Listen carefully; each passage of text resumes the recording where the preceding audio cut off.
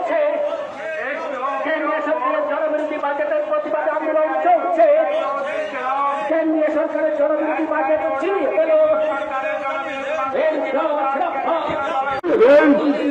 BJP সরকারের কালো budget জ্বালিয়ে দিন, ঘুরিয়ে দিন।